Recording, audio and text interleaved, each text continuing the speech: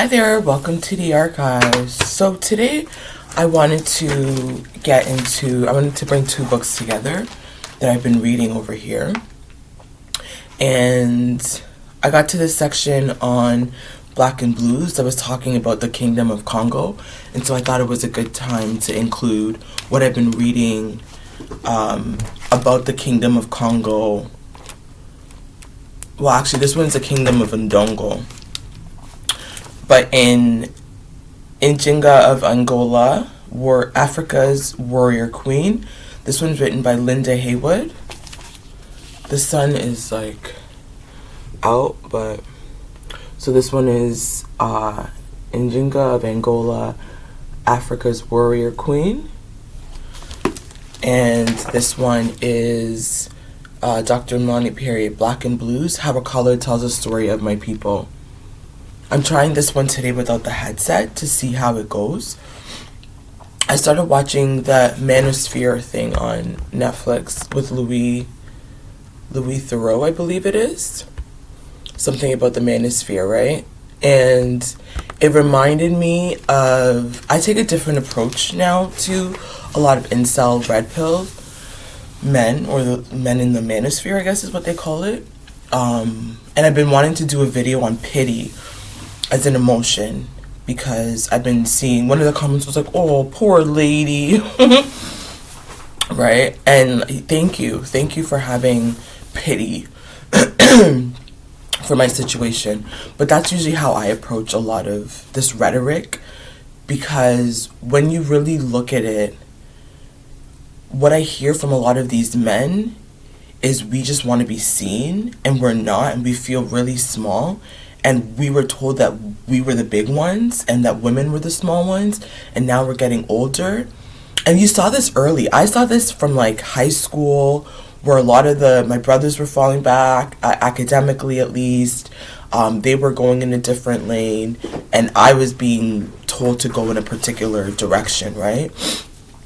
And so you see that a lot of men didn't actually try when we were in high school and university. Some didn't go to college. You don't need to go to college. But I think they were raised thinking like the world is our oyster. We're going to get everything just because we're boys. We don't have to try. And then they get older and they realize, oh, these women were busting their asses and they're getting, and so it's like so I feel bad. I feel really bad for a lot of these types of men, because confidence doesn't need to scream, right? I think it was it Love is Blind? One of their fathers was like, I am a real man. And I feel like, first of all, what is a real man? But real men don't need to tell other people they're real men, right? Because you could see by the character, their actions, the way they move, how they show up in the world.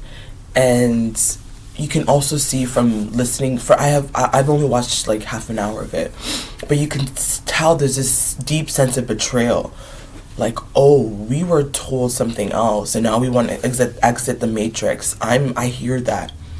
But I feel like some of these men are still being duped, and they don't realize they're still being duped. You're still being got, right? Because they're lying to you, because they're still telling you that men are, and if you read history, that actually has not been the way. Before a lot of these European encounters, women were the one that men were submitting to in some sort of a way. Right? I posted the video yesterday on Toya. She was the one training Jean-Jacques. But all we hear about now is Jean-Jacques, right? Women are not, one of the men were like, women are not supposed to be in the army or the military.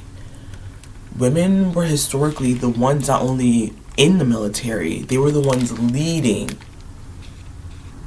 They were the ones leading the military, right? But they lied to you. They didn't even tell you the story.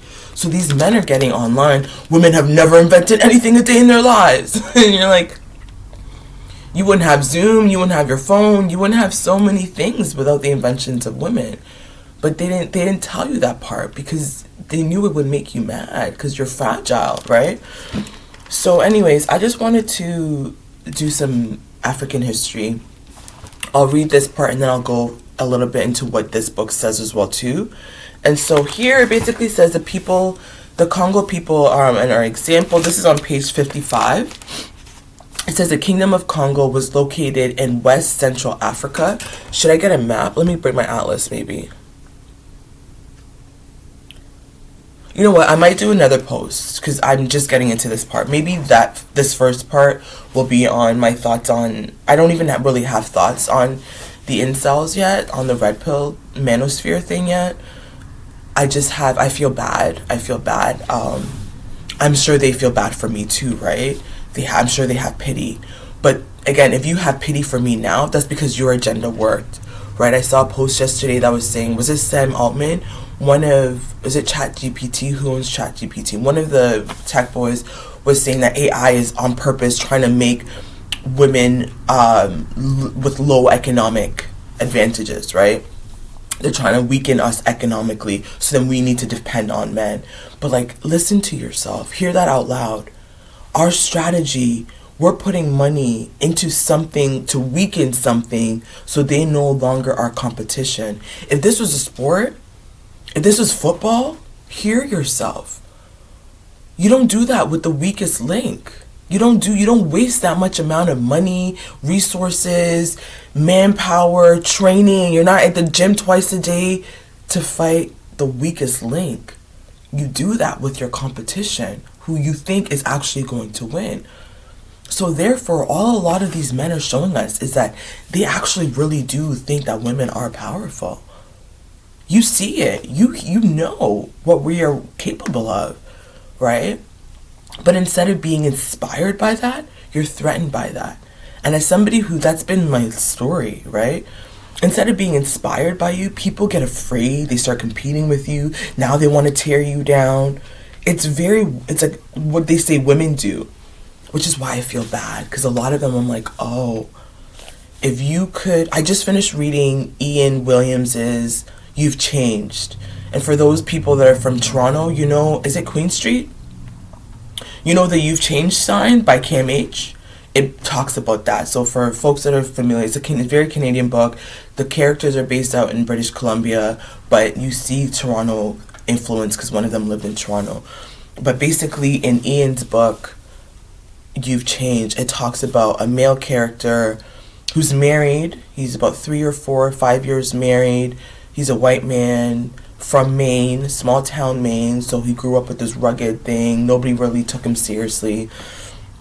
He married this white woman who was born in Africa, who thinks she's, in the end, after she gets a BBL, she starts saying she's black, right?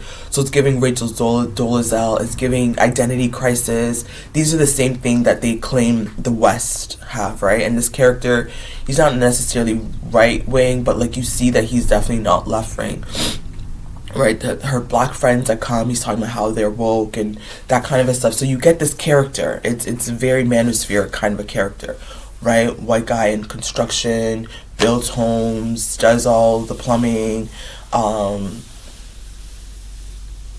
got fired, trying to start his own business. He's failing as a businessman. His wife is the one that's trying to get him on social media, and right, she has a lot of followers. She makes all the money, but he desires other men, or he did, at least as a kid, right? His best friend as a child, when he was a kid, he was another boy who moved away, and that broke his heart.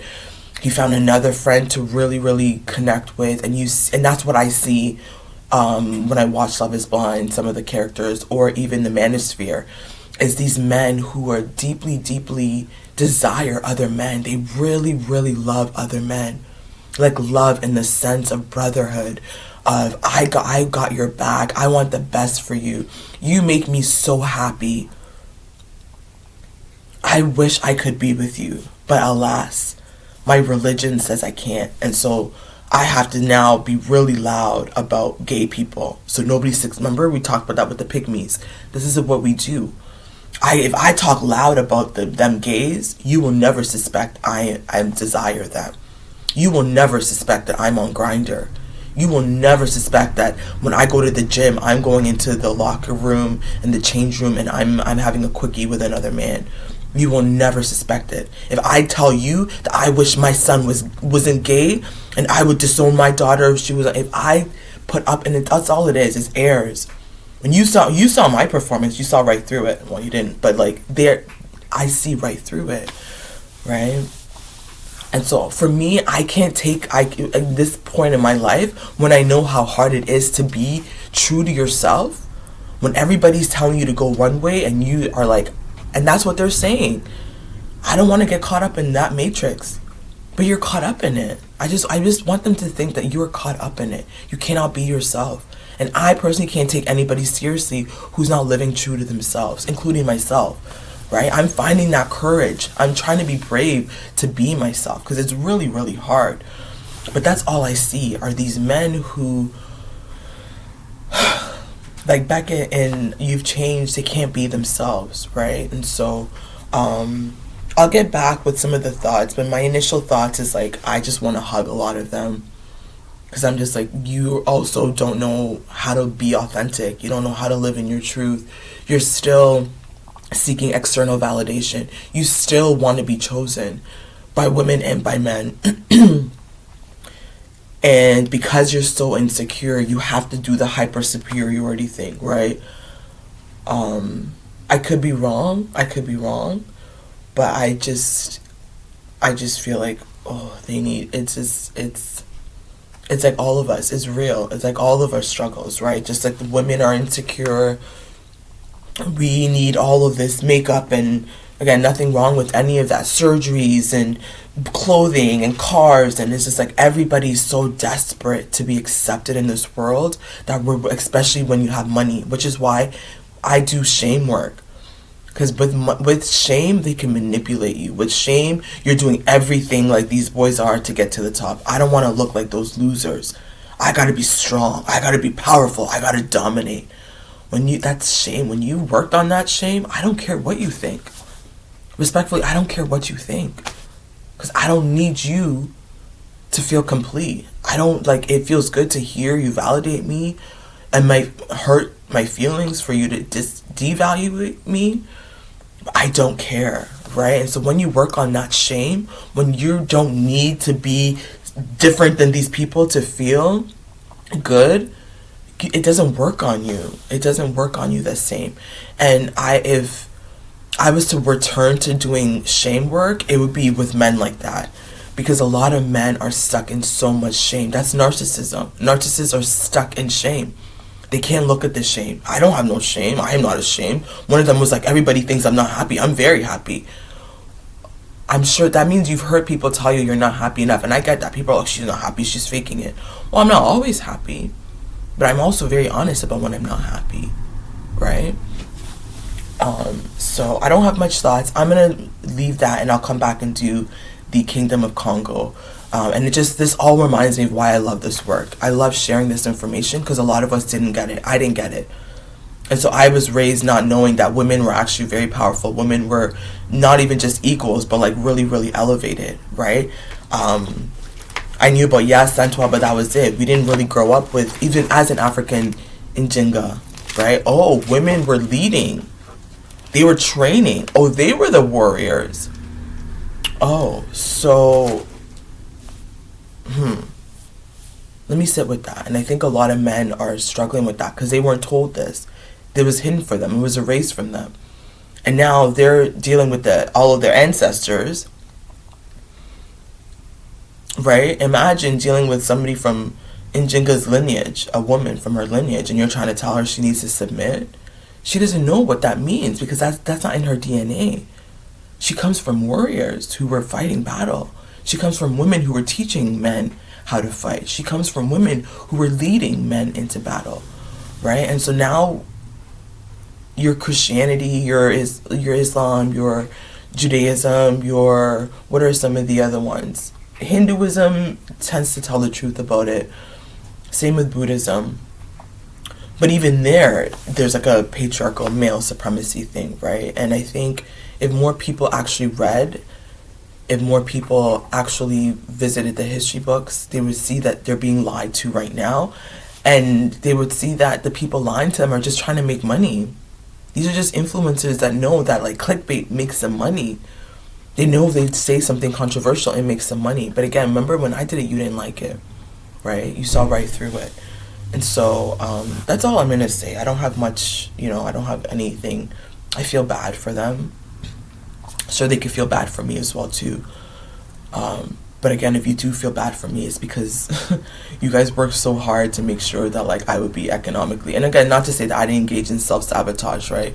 But again, I'm still here. We're all still here, right? And maybe we won't always be, because that's the only thing we know for sure. But I just feel like if I am giving life, I just want to live that life as authentically as I can be to myself.